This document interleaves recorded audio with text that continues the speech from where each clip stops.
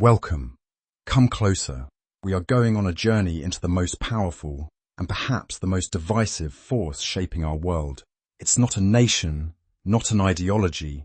It's a ghost in the machine, a pattern in the data, a silent partner in every transaction. We are talking, of course, about intelligent automation, and we are here to answer a single burning question. Who stands to gain? This isn't a story about circuits and code. This is a story about power, about money, about the very fabric of our society, which is being quietly, relentlessly rewoven by invisible silicon hands. So settle in. This is the story of the great AI divide. Listen. Can you hear it? It's a low rumble, growing louder. It's the sound of an avalanche, not of snow, but of decisions, of investments, of entire industries being transformed. We've been told that technology lifts all boats, the steam engine, the assembly line, the personal computer. Each brought disruption, then prosperity. But history, my friends, whispers a more complicated truth. The spinning jenny didn't enrich the weaver, it enriched the mill owner. The first to harness a new power aren't usually the many, they are the few. And this time, the scale is unimaginable.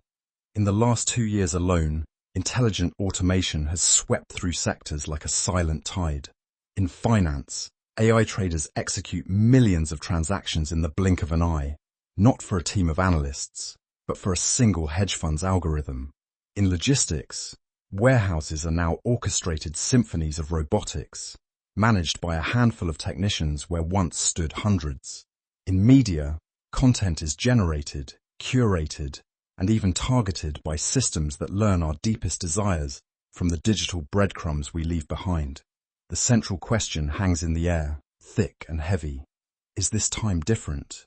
The patterns of the past are here, the disruption, the fear, the promise. But the speed is unprecedented, and the intelligence? This isn't a dumb tool. This is a tool that learns, that optimizes, that replicates the very cognitive functions we thought made us unique. This time, it's not just our hands that are being automated, it's our minds. So as the avalanche gains speed, we must look to its crest. Who is riding this wave? And who is about to be buried beneath it? The message from the mountaintop is clear. For the lords of capital, AI is not a tool for shared prosperity. It is the most powerful wealth consolidation engine ever invented. Imagine you own a company. Your single greatest recurring cost, your most complex variable, is human labor. Wages, benefits, training, turnover, inconsistency. Now, imagine you can replace a significant portion of that variable with a fixed cost, a software license, a fleet of robots. An AI doesn't call in sick. It doesn't ask for a raise. It works 24 hours a day, 7 days a week, in a perpetual state of optimized performance. This is not a future speculation. This is the present-day calculus, and its outcome is a direct transfer of wealth.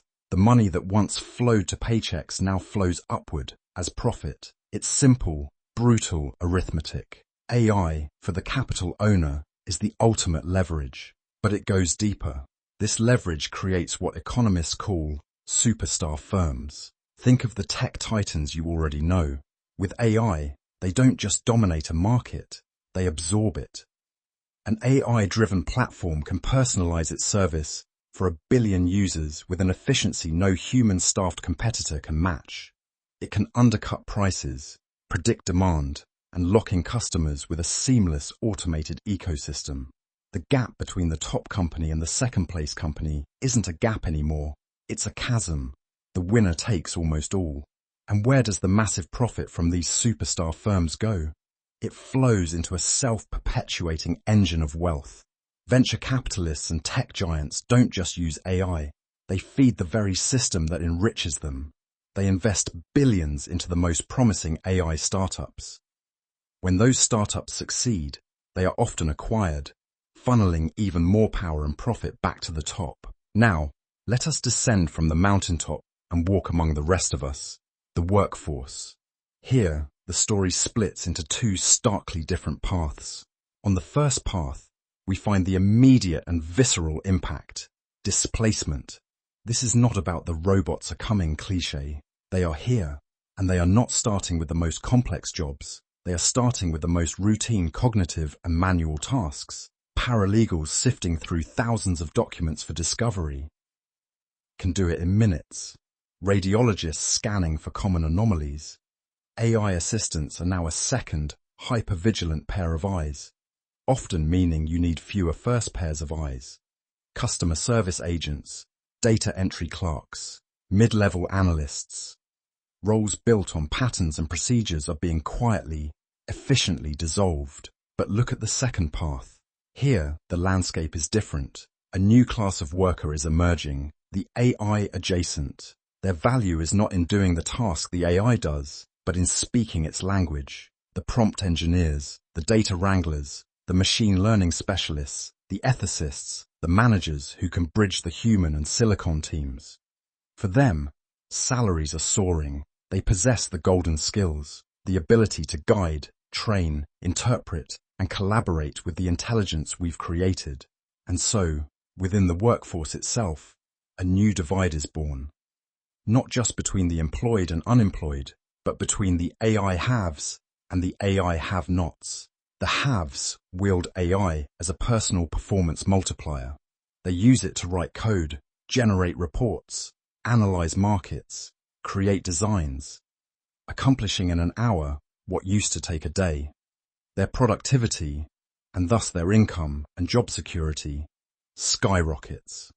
The have-nots are those whose skills lie outside this new symbiosis. Their work may not be automated tomorrow, but their relative value is diminishing. A brilliant teacher, a caring nurse, a skilled artisan. Their work is profound, but in a system increasingly optimized for AI measurable output, they risk being left on the slower, less valued track of the human-paced economy. The workforce is not being erased, it is being fractured, and the fault line is drawn in one's ability to partner with the machine. This divide, however, does not stop at the factory gate or the office door. It leaks out. It seeps into the very soil of our society, poisoning the roots of our collective future. First, social mobility, the ladder by which one generation climbs higher than the last, begins to splinter. If the prime asset of the future is not just education, but specific, tech-centric education, coupled with access to cutting-edge AI tools, then the child born into a family that can afford elite coding camps and has a home filled with the latest tech has an insurmountable head start. The dream of pulling yourself up by your bootstraps falters when the boots are locked behind a digital paywall. Next, the digital divide becomes an AI chasm. It's no longer just about having an internet connection. It's about having access to the best AI, premium healthcare diagnostics, personalized tutoring, sophisticated financial planning tools. These will first emerge as services for the wealthy. The free version will be ad-supported and limited.